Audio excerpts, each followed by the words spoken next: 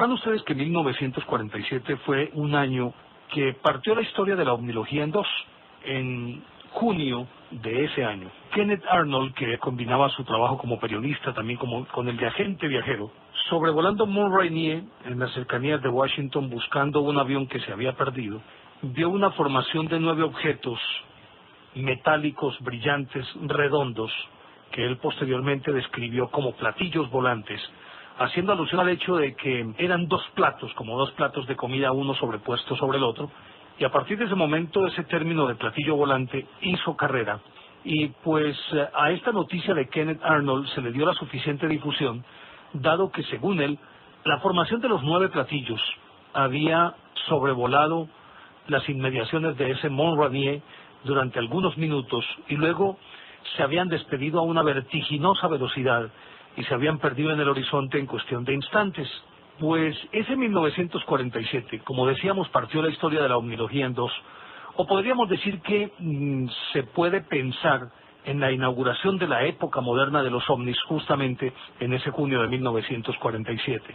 Y esa febril actividad de los ovnis pronto fue objeto de noticias, de comentarios, porque por todas partes aparecieron objetos voladores no identificados.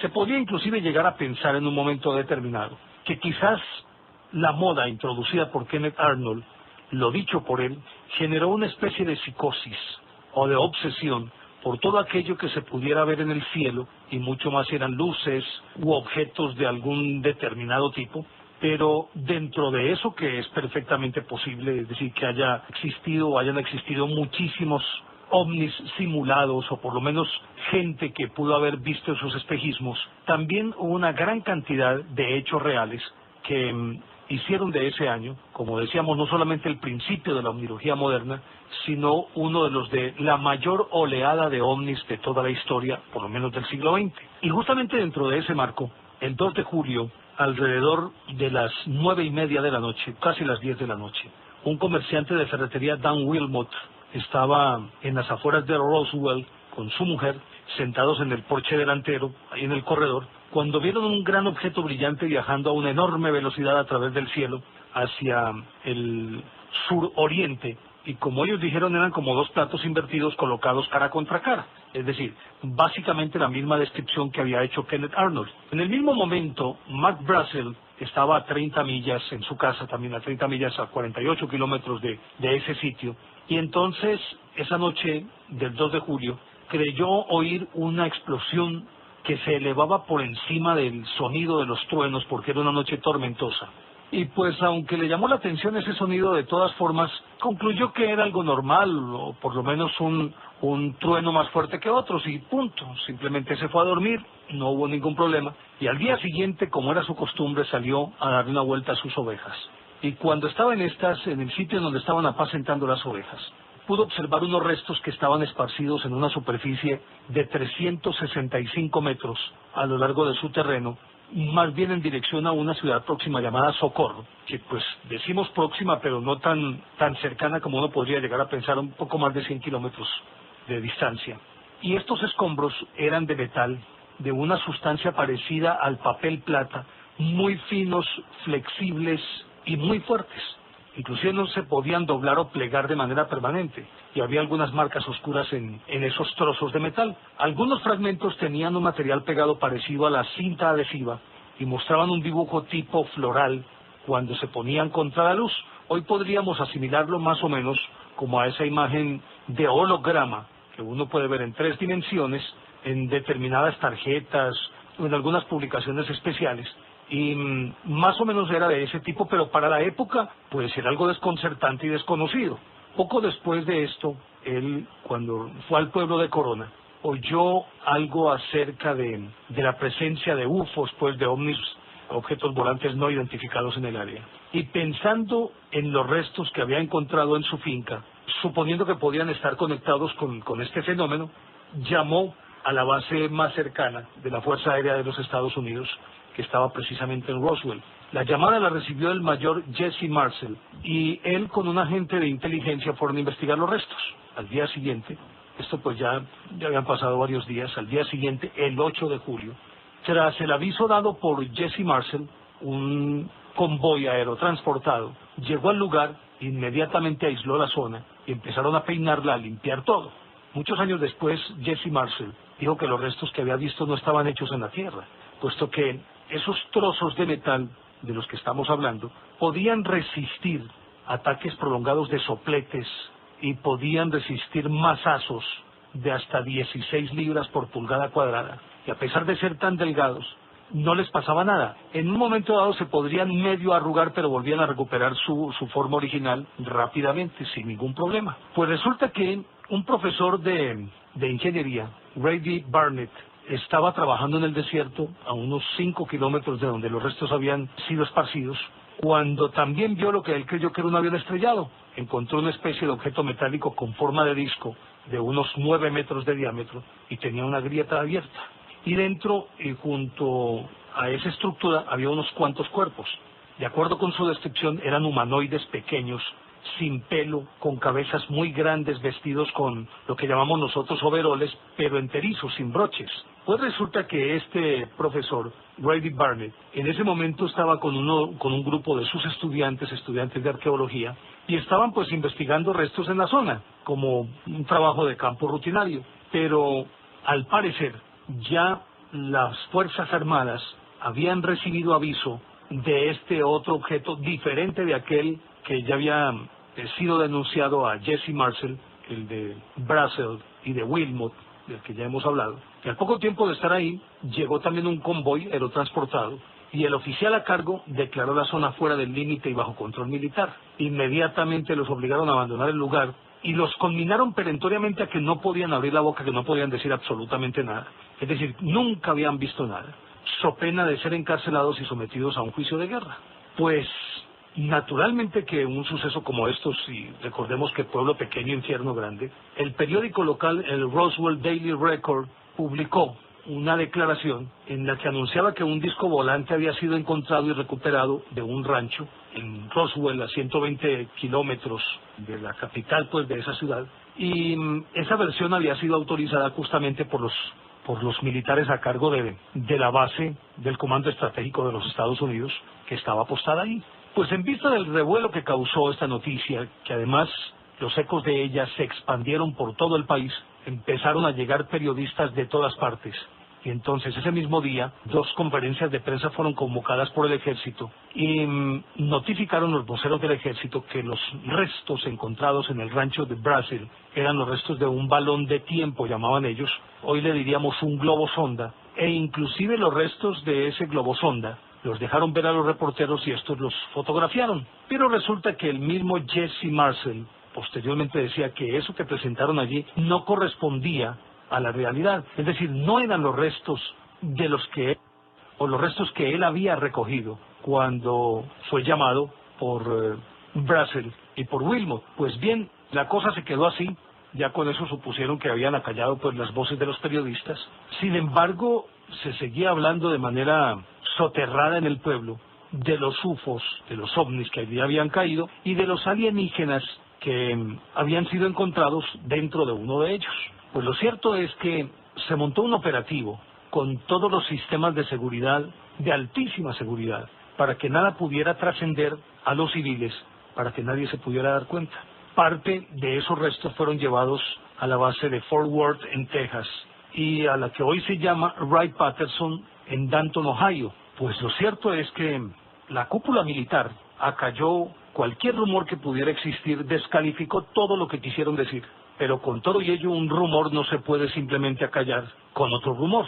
Y mucho más si había testigos, el caso de Brazel, de Wilmot, del mismo Jesse Marcel, que juraban que en efecto habían encontrado los restos de un objeto que por lo menos, a juzgar por sus características, su estructura y los materiales utilizados para fabricarlo, eran definitivamente restos o eran producto de una inteligencia extraterrestre, es decir, no correspondía con la tecnología del planeta Tierra y por tanto, pues, si venía del espacio exterior, lógicamente que debía suponerse que era obra de extraterrestres. Y si a eso se le agrega el que ya se había hecho un secreto a voces, que habían sido encontrados unos cuerpos de seres muy extraños que no se correspondían pues con el biotipo de los seres humanos, pues ya tenemos toda la película armada. De ahí en adelante, pues la cúpula militar decidió mantener en máximo secreto este evento. Y lógicamente que lo hicieron por varias razones. Una de ellas era que el admitir que un ovni les había aterrizado muy cerca de una base aérea del Comando Estratégico del Aire de los Estados Unidos significaba que esas Fuerzas Armadas no eran lo suficientemente poderosas ni tenían la infraestructura necesaria para detener cualquier intento de invasión de Estados Unidos. Ellos temían mucho más el que se pudiera llegar a pensar que ese artilugio que habían encontrado era producto de la tecnología soviética y por tanto se les habían metido a la cocina de la casa. Entonces, teniendo esto, más bien se callaron. En el otro de los casos, admitir que existían sociedades extraterrestres mucho más avanzadas que las nuestras, implicaba el admitir la impotencia para que en la eventualidad de tener que enfrentarse a un fenómeno de estos o a un grupo de ovnis, llevarían las de perder las Fuerzas Armadas de los Estados Unidos. Pues lo cierto es que todos estos materiales, más los cuerpos en cuestión, se perdieron en el tiempo. Y les echaron tierra, nadie más volvió a hablar de esto, aunque de manera soslayada. En el Blue Book, en el libro azul, que se supone es el compendio de toda la información de las investigaciones adelantadas en los Estados Unidos de manera oficial por el gobierno en torno a la aparición de platillos volantes, y que posteriormente esa información fue interceptada cuando se publicó el libro y fue recogido pues aunque se habló de manera soslayada, de todas maneras eso cayó en el olvido, pero ya seguimos hablando de esta historia. Pero aparte de los temores que tenían frente al que en ese momento era el gran adversario de los Estados Unidos en plena Guerra Fría, la Unión Soviética, también, de acuerdo con informes de inteligencia, se asumía que los japoneses, desde la Segunda Guerra Mundial, la cual habían perdido, habían desarrollado unos globos llamados Fugu, hechos de un papel muy fuerte que llevaban bombas incendiarias. Y un globo Fugu era grandísimo, era de 5.700 metros cúbicos de gas, y la parte superior era plateada para reflejar la luz del sol y parar el sobrecalentamiento del gas y la subida demasiado alta del globo. Se asume que unos 9.000 de estos aparatos fueron lanzados en 1945 desde Japón y los dejaban a la deriva, es decir, los lanzaban al aire para que se fueran en alguna dirección, y de acuerdo con informes que fueron secretos entre otras cosas, se cree que entre unos 300 y 500 de estos globos lograron alcanzar territorio de Estados Unidos, pero por fortuna no hicieron ningún daño. Podían estar en el aire durante muchísimo tiempo y aseveraban que podrían ser japoneses y que este aparato encontrado en las cercanías de Roswell podría ser un Fugu por el hecho de que tenía pintados esos jeroglíficos de los que estuvimos hablando ahorita, cuando hablábamos de más bien como unas especies de hologramas. Tenían unos jeroglíficos que más o menos se podían asociar con los pictogramas japoneses. Y entonces, por ende, se podría llegar a pensar también que simplemente los japoneses estaban utilizando esa tecnología para volver a comenzar un proceso de venganza, algo parecido a lo que ocurrió con Alemania después de la rendición de 1918, y que esa escalada en la construcción de un arsenal de guerra suficientemente potente terminó en la Segunda Guerra Mundial, una Alemania humillada, pero que logró resarcirse y montar un ejército formidable. Y entonces los norteamericanos suponían que los japoneses podrían hacer algo parecido. Pero existía además otra razón. Resulta que el grupo de bombas 509 en Roswell era en ese momento, en todo Estados Unidos, la única unidad equipada con armas nucleares, y cualquier sospecha de que pudiera estar siendo espiada podría haber traído una reacción muy rápida. Así las cosas, ellos fueron demasiado celosos para acallar lo que había ocurrido precisamente en Roswell. Pues bien, pasó el tiempo, los avistamientos de otras naves en ese 1947 de pronto apagaron el entusiasmo que en principio despertó el incidente de Roswell, que pasó a ser uno de los casos típicos y clásicos en la historia de la ovnilogía moderna, para indicar que en efecto hubo presencia de culturas superiores en el planeta y que aún existen y que deben estar interactuando con nosotros en todo momento. Pues esos otros avistamientos hicieron olvidar un poco el incidente de Roswell, aunque para los especialistas, los ufólogos, siempre el suceso de Roswell se convirtió en uno de los quebraderos de cabeza más difíciles de descifrar en la historia de la ovnilogía. Y aparte, un enigma que si bien es cierto tiene solución, por lo menos pues habría que penetrar esa intrincada red de seguridad que tienen los Estados Unidos para sacar algo en claro. Y obviamente que aquí también tiene que aparecer un proceso de desinformación, no solamente para desviar la atención, sino para bajar un poquito la fiebre en torno a los ovnis, como ocurría en aquella época. Pero resulta que siendo estos dos eventos diferentes, recordarán, uno fue el que cayó en la finca de Brazel y el otro fue el que cayó cerca de Socorro. Recordarán ustedes que estábamos hablando del profesor que andaba con sus estudiantes en un trabajo de campo rutinario y que encontraron esparcidos en un área cercana a Socorro, encontraron esparcidos también los restos de un aparato de aproximadamente unos 9 metros de diámetro, y que cuando Grady Barnett con sus estudiantes llegaron a curiosear, inmediatamente llegó el ejército y los sacó de allí y los conminó a quedarse callados so pena de ser sometidos a un tribunal de guerra. Hasta ahí llegó la historia. Son dos eventos diferentes. En el de este profesor, recuerden que él describe que allí había, junto a los restos, había unos alienígenas con cabezas grandes vestidos con monos grises sin broches. Y pues la idea de que estos alienígenas se habían estrellado con sus ovnis en las cercanías de Roswell y de Socorro, pues siguió dando vueltas en la cabeza de muchísima gente, aunque como decíamos habían acallado las voces, y aunque muchos reclamaban que se dijera algo al respecto, el gobierno de los Estados Unidos conservó un mutismo impresionante alrededor de este fenómeno. Y hay que incluir ya a todos los presidentes, desde Harry Truman, que en ese momento era el presidente de Estados Unidos, luego Eisenhower, posteriormente Kennedy, luego Johnson, Nixon, luego Ford, Reagan, luego Bush, luego Clinton, luego de nuevo George W. Bush, el actual presidente. Todos se quedaron callados. Pero resulta que, andando el tiempo, salió a la luz ya en los años 90, ustedes recordarán, salió a la luz una película en la que se estaba haciendo una autopsia de unos extraterrestres. Inclusive nosotros en Colombia alcanzamos a verla, esa película. Por lo menos algunos fragmentos, ustedes recordarán que fueron fragmentos mínimos los que pasaron en los noticieros, pero al final de cuentas pues pudimos observar algo al respecto.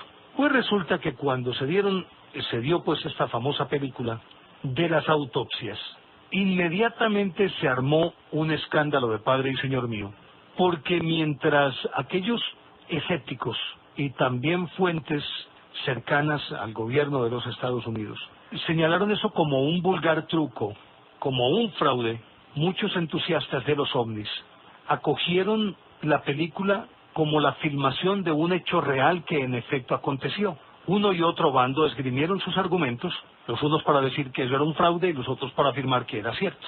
Inclusive se hizo un análisis de las características del sitio en el que se realizó la autopsia. Algunos afirmaban que un teléfono adosado a la pared no correspondía a los que en ese momento estaban en funcionamiento en 1947, porque se asume que esa autopsia fue realizada en 1947.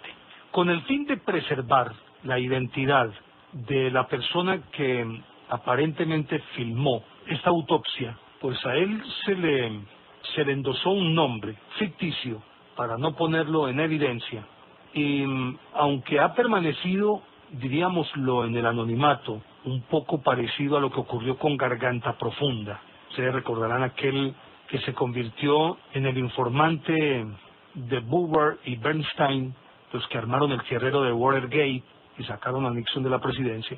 Recuerden ustedes que apenas hace unos meses, muy poquitos meses, este personaje ya rondando los 90 años, contó que era justamente él quien le había contado todo a los periodistas. Pues bien, este señor, el que filmó todo, de acuerdo con algunos autores, y tras la presentación de la autopsia, desde el anonimato, él concedió una entrevista en la que cuenta qué fue realmente lo que ocurrió, y cómo ocurrió, y por qué ocurrió. De acuerdo con esa entrevista, él relata en primera persona por qué estuvo allí y qué le tocó hacer. Y hemos tomado una parte del texto de esta entrevista, y dice así, voy a leer, es textual: me uní a las Fuerzas Armadas en marzo de 1942 y las dejé en 1952. Los 10 años que pasé sirviendo a mi país fueron algunos de los mejores de mi vida. Mi padre estaba en el cine, lo que significa que tenía buenos conocimientos de los trabajos de filmación y fotografía. Por esta razón creo que pude pasar un examen médico que normalmente no habría superado, ya que de pequeño tuve la polio. Tras mi enrolamiento y entrenamiento estaba listo para hacer valer mi experiencia y convertirme en uno de los pocos camarógrafos de las Fuerzas Armadas. Fui enviado a muchos lugares y como era tiempo de guerra aprendí rápido a filmar en circunstancias difíciles. No daré más detalles sobre mi trayectoria, solo diré que en el otoño de 1944 fui destinado a la inteligencia bajo las órdenes del jefe adjunto del personal aéreo. Me desplacé de continuo dependiendo del destino. Durante mi tiempo libre filmé bastante, incluyendo test nucleares en White Sands y filmaciones que tenían que ver con el proyecto Manhattan, el mismo que a la postre originó la primera bomba atómica detonada en Hiroshima y 3 días más tarde la segunda en Nagasaki. Sigue diciendo, recuerdo muy claramente la llamada que me envió a White Sands vía Roswell. No hacía mucho que había regresado de San Luis, Missouri, donde había filmado el nuevo avión Ramjet, pequeño Henry. Era el 1 de junio, cuando McDonnell me ordenó presentarme al general McMullen para un destino especial. No tenía ninguna experiencia de haber trabajado con McMullen, pero después de hablar con él unos minutos sabía que nunca querría tenerlo como enemigo. McMullen fue directo al grano. Me ordenó ir al lugar de un accidente justo al suroeste de Socorro. Era urgente y mi misión era filmar todo lo que estuviese a la vista, no abandonar los restos hasta que fueran recogidos y tendría acceso a todas las áreas del lugar. Si el comandante al mando plantease algún problema debería decirle que telefoneara a McMullen. Unos minutos después de escuchar sus órdenes, recibí las mismas instrucciones de Toy, diciéndome que el accidente correspondía a un avión espía ruso. 2 generales en un día. Ese trabajo tenía que ser muy importante. Despegué de la base Andrews con otros 16 oficiales y personal, la mayoría médica. Llegamos a Wright-Patterson y recogimos más hombres y equipo y de allí volamos a Roswell en un C-54. Cuando llegamos a Roswell, fuimos trasladados por carretera hasta el lugar. Al llegar, este ya había sido acordonado. Desde el principio estuvo claro que no era un avión espía ruso, era un gran disco, un platillo volante caído sobre su parte posterior que todavía emitía calor a su alrededor. El comandante del lugar pasó la acción al equipo médico del Comando Aéreo Estratégico, que estaba todavía esperando la llegada de Kenny. No obstante, no se hizo nada ya que todo el mundo esperaba órdenes. Decidí esperar antes de moverme hasta que el calor descendió, ya que había un riesgo significativo de incendio que lo hacía todo peor, y lo más grave eran los gritos de los monstruos que estaban tumbados en el vehículo. Nadie puede decir en nombre de Dios qué eran, pero se pensó seguro que eran absurdos de circo, criaturas que no tenían nada que hacer aquí. Cada una sostenía una caja, apretaban esa caja con ambos brazos contra el pecho. Solo estaban allí, sollozando, sosteniendo esas cajas. Una vez que se montó mi tienda, empecé a filmar de inmediato, primero el vehículo y luego el lugar y los restos. Sobre las 6 horas, se creyó que ya resultaba seguro entrar. Los monstruos estaban llorando y cuando nos aproximamos gritaban aún más. Se protegían con sus cajas, pero conseguimos una asestando un duro golpe a la cabeza de uno de ellos con la culata de un rifle. 3 de las criaturas fueron arrastradas fuera y atadas con cuerdas y cinta adhesiva. La última ya estaba muerta. El equipo médico desconfió al principio de acercarse a esos seres, pero como algunos estaban heridos, no tuvieron elección. Una vez que fueron recogidos, la prioridad era recuperar restos que pudieran ser tomados fácilmente, aunque aún había riesgos de incendio. Los restos parecían venir de la cobertura externa de un disco muy pequeño en la parte inferior de la nave, y que cuando se debió desprender, esto ocurrió a partir del momento en que el disco se golpeó. Pero ya les sigo contando esta historia. Entonces el relato de este camarógrafo, que contaba lo siguiente.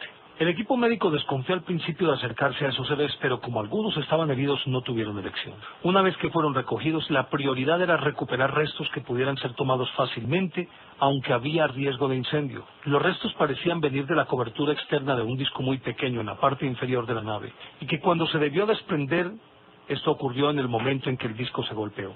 Los restos fueron llevados a tiendas de campaña para almacenarlos y después cargarlos en camiones. Después de 3 días, un equipo completo de Washington vino y se tomó la decisión de mover la nave mayor. Dentro de ella la atmósfera era muy pesada. Era imposible permanecer mucho más de unos segundos sin sentirse muy enfermo. Por tanto, se decidió analizarlo de regreso a la base, así que fue cargado sobre una plataforma móvil y llevado a la base de Wright-Patterson, que es en donde me uní con ellos. Permanecí en Wright-Patterson durante más de 3 semanas trabajando sobre los restos. Entonces me dijeron que fuera a Fort Worth, Dallas, a filmar una autopsia. Normalmente no tenía problemas con eso, pero se descubrió que las criaturas podrían resultar peligrosas. Así que me ordenaron que me vistiera con un traje de protección como los doctores. Era imposible sujetar la cámara con propiedad y cargar y enfocar era muy difícil con esos trajes. De hecho, contra las órdenes, me quité el traje durante la filmación. Las 2 primeras autopsias tuvieron lugar en julio de 1947. Después de filmar tenía varios centenares de rollos. Separé aquellos con problemas que requerían una atención especial en el revelado, que lo haría después, y la primera hornada fue enviada a Washington y yo procesé el resto unos días más tarde. Una vez que los rollos restantes habían sido procesados, llamé a Washington para mandarles la colección de la última hornada. Increíblemente ellos nunca vinieron a recogerlos ni arreglaron su transporte.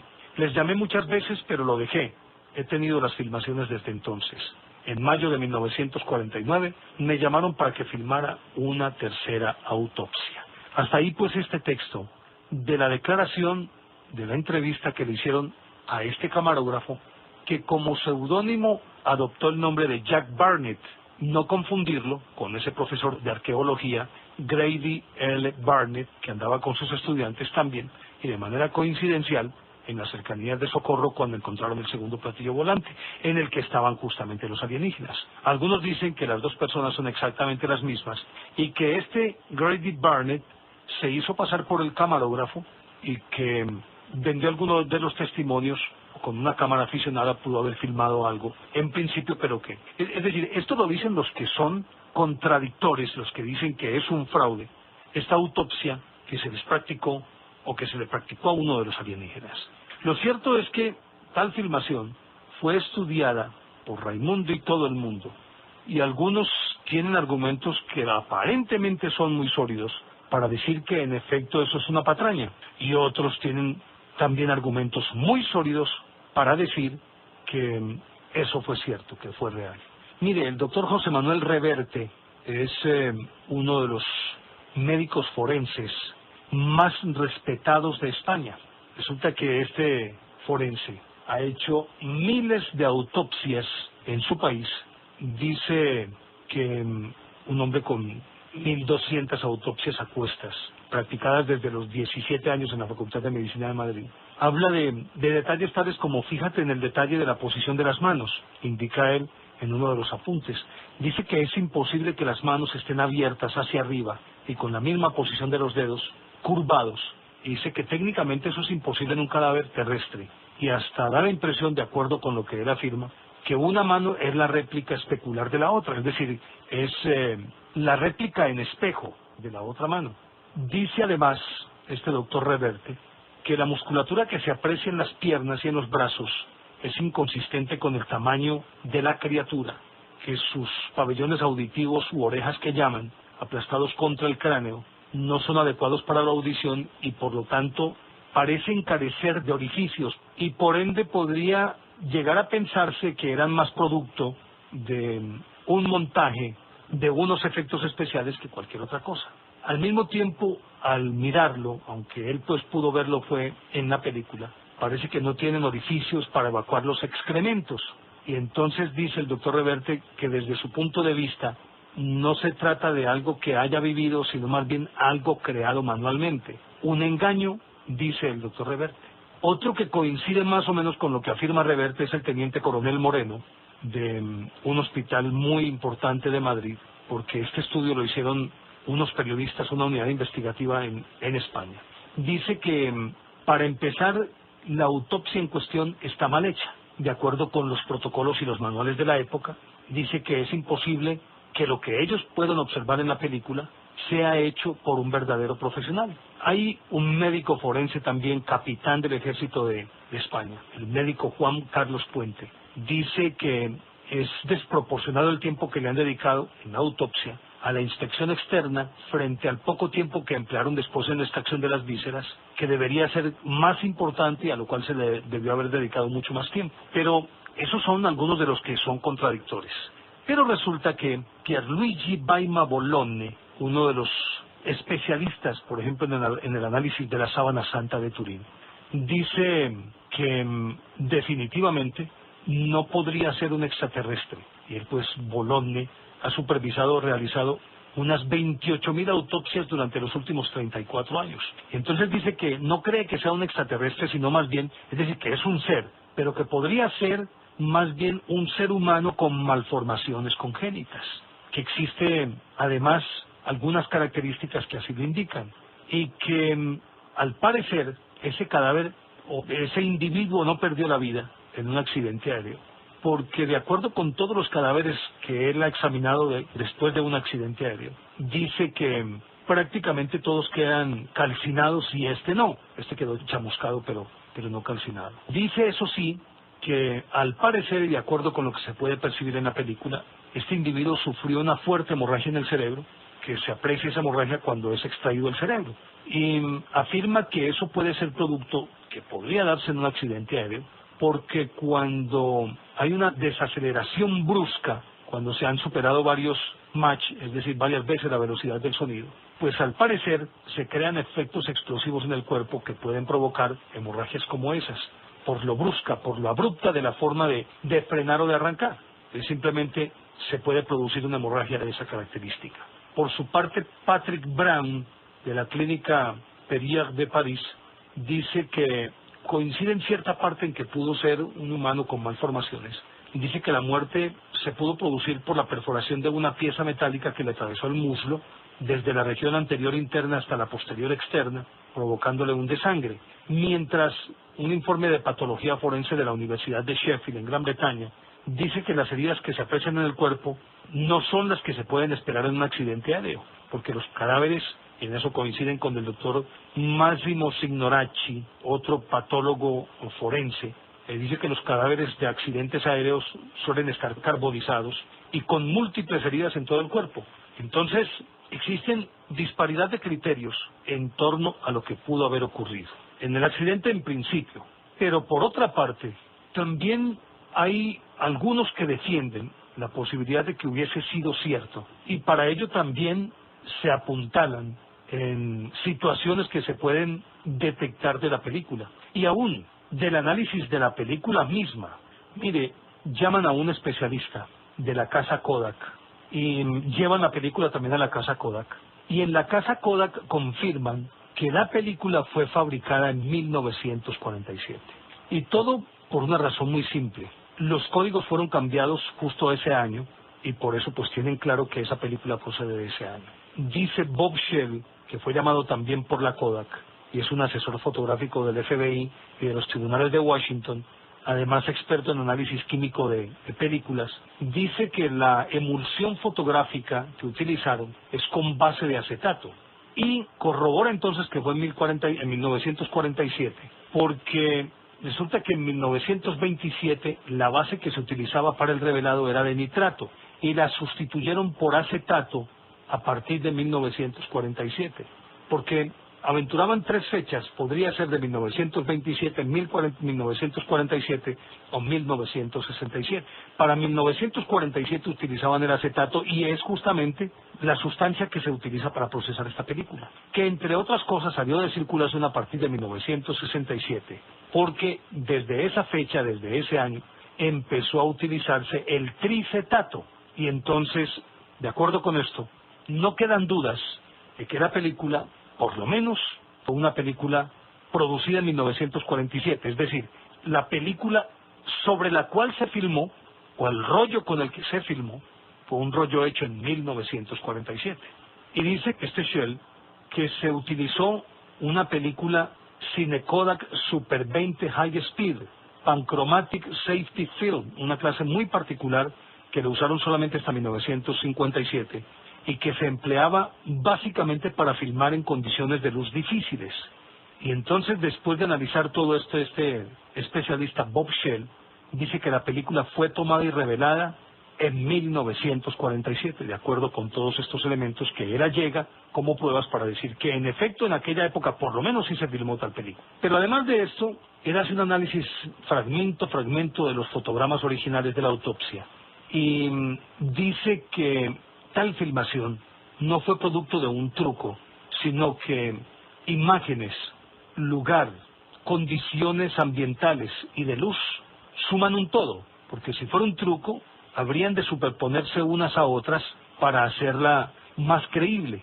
Aparte, después de examinarlo, no encuentra que exista alguna sustancia que pueda envejecer la película para dar la sensación de que en efecto es una película muy vieja, dado que recordarán ustedes, como les dije, que tal película o que tal autopsia se realizó en 1947, pero se vino a exhibir ya en los años 90. Dice que si la película no tuviera la edad que se le supone, esa historia entonces definitivamente no podría existir. Pero ya seguimos hablando en un instante sobre la autopsia de los alienígenas de Roswell. Ya volvemos. Ya regresamos. Enigmas del mundo. Después de todos estos argumentos de Bob Shell, el asesor fotográfico del FBI y de los tribunales en Washington, se refuerza el argumento de que en efecto pudo ser cierto, o de hecho fue una realidad esta autopsia. La refuerza un polémico experto en análisis fotográfico y físico de la Marina norteamericana llamado Bruce McBee, o Maccabi. Y resulta que este señor dice que, de acuerdo con el análisis que él hizo, el tipo de cámara que fue usado fue una cámara de foco fijo y necesitaba ser ajustada continuamente.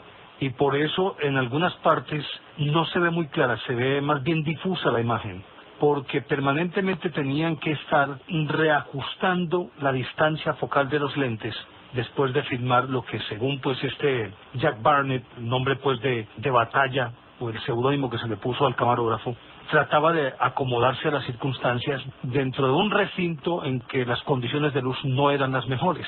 Y sigue afirmando Maccabi, el experto en análisis fotográfico y físico de la Marina, Bruce Maccabi, dice que esa filmación se hizo con una cámara Bell & Howell 70, dotada de trípode y 3 objetivos, que eran las más avanzadas en el momento del accidente de Roswell. Es decir, la película era la que se usaba en ese instante. Luego ahí se trata de reforzar la legitimidad de la película presentada por Jack Barnett o filmada por Jack Barnett.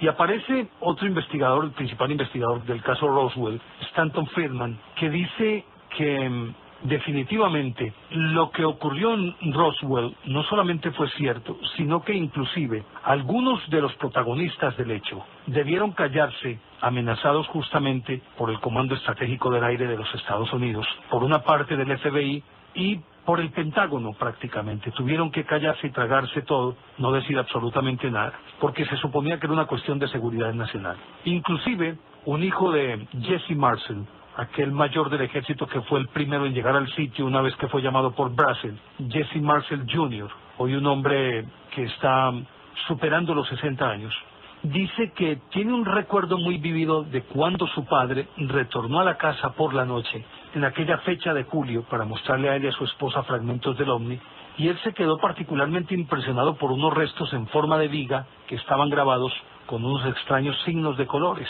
Y entonces dice que los que él recuerda vívidamente y los que aparecen en la película, esos restos, porque naturalmente que no es solo la autopsia, sino algunos fragmentos de la filmación hecha por Barnett en el momento en que entró al ovni, en el que filmó cómo había quedado ubicado tras la colisión, tras estrellarse contra el piso. Dice que son exactamente las mismas que se ven en la película, son las que él recuerda con los mismos signos grabados en relieve en 1947, cuando todavía era definitivamente un niño. Pero hay algo que es todavía mucho más interesante y que tendría que ver con el hecho de por qué el gobierno de los Estados Unidos quiso callarse y acallar las voces de todos aquellos que pretendieron hablar en un momento determinado sobre el incidente de Roswell, sobre las autopsias de Roswell. Y entonces afirman que inclusive aunque un sector del Congreso liderado por un representante de Nuevo México, Steven Schiff, que reclamó, solicitó, presentó mociones, proposiciones en el Congreso para que averiguaran todo acerca de Roswell y por lo menos dieran a conocer al público qué era lo que allí había ocurrido, ese congresista no solamente de pronto cambió de manera abrupta sobre esa intención y desistió de solicitarlo, sino que algún tiempo, poco tiempo después, murió en extrañas circunstancias. Y entonces esto tiene más de profundo que de largo y de ancho, definitivamente. Sin embargo, hilando, atando cabos, si partimos de algunos de los elementos que arguyen uno y otro bando, podríamos hablar que, por ejemplo, los que están en favor de que en efecto eso ocurrió, dicen algunas cosas que pueden servir de asidero para asumir que en efecto esto ocurrió. dicen que la movilidad de la pierna, una de las piernas, que por otra parte pues es un argumento de los que no creen en la historia, y pongámoslo uno frente a otra, los escépticos dicen que una de las piernas tiene una extraña flexibilidad que no es propia del rigor mortis. Los que están a favor dicen que la pierna tenía esa movilidad porque estaba fracturada. Los que están en contra dicen que la musculatura del ser es excesiva para su metabolismo. Los otros dicen que los análisis detallados de la imagen ponen al descubierto que no es tanto, sino que simplemente su misma complexión física se acopla perfectamente con esa musculatura, y que en esto del metabolismo, pues que ellos han descubierto ombligo y mamas en el pecho, lo cual indicaría que existía un perfecto metabolismo. Dicen los que están en contra que la autopsia carece de orden y de rigor, y se omiten pasos que son fundamentales para los patólogos. Los que están a favor dicen que la falta de orden en la autopsia se explica porque solo se dispone de unos pocos restos de la filmación original.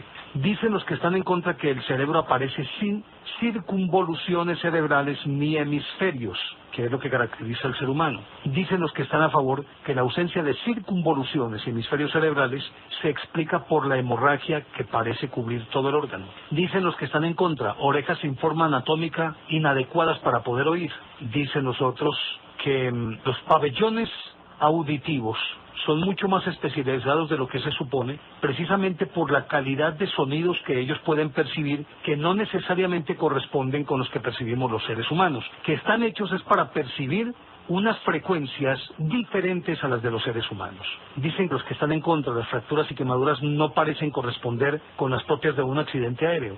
Dicen los que están a favor que definitivamente, a pesar de que no existan trazas que lleven a pensar en la posibilidad de que todo eso fuera producto de un accidente aéreo, dicen que las características del ovni, la flexibilidad de sus materiales, harían que no solamente se mitigara el impacto, sino que sirviera también como una especie de escudo para que no hubiera un incendio, por lo menos no un incendio generalizado, sino un incendio parcial. Dicen que los que están en contra, que no se usa un instrumental quirúrgico, sino que prácticamente el instrumental quirúrgico que aparece allí podría formar parte más bien de un decorado. Entonces dicen estos otros que simplemente la textura de la piel hacía que fuera una textura de piel mucho más blanda, y por las condiciones de calor harían que fuera más fácil el seccionar el cuerpo en cuestión con elementos mucho más simples, menos especializados. Pero dicen también al mismo tiempo que ese instrumental quirúrgico que aparece allí era el que correspondía a la época de 1947 y no a una época moderna. En fin, siguen hablando unos y otros muchísimas cosas en pro y en contra. Hablan de una incisión que se hace en forma de U alrededor del cuello de la criatura. Los que están a favor dicen que era un gesto típico de los cirujanos de la época en Estados Unidos cuando habían de hacer una necropsia, y que la camilla sobre la que está la criatura es típica mesa de autopsias de aquella época de 1947. Y así por el estilo. Pero hay algo más. Los que creen que en efecto esto ocurrió afirman que otra de las claves por las cuales el gobierno de los Estados Unidos no quiso decir nada, absolutamente nada, alrededor de este incidente, es porque temían que la tecnología que pudieran descifrar de este ovni, tendrían que utilizarla en provecho propio y no permitir que cayera en manos, en este caso, de los enemigos en la Guerra Fría, en este caso de la Unión Soviética. Y de acuerdo con esto, dicen algunos especialistas, entre otras cosas, Don Schmidt, un hombre que escribió un libro que se llama El caso Roswell, dice que extrañamente y de manera paralela empezaron a aparecer unos inventos y unos avances tecnológicos, ahí casi que de manera simultánea, tan extrañamente que todo el mundo se quedó sorprendido. Por ejemplo, si bien es cierto que no podían desentrañar toda la tecnología, sí por lo menos podrían interpretar algunas cosas que les podrían servir para más adelante lograr unos avances tecnológicos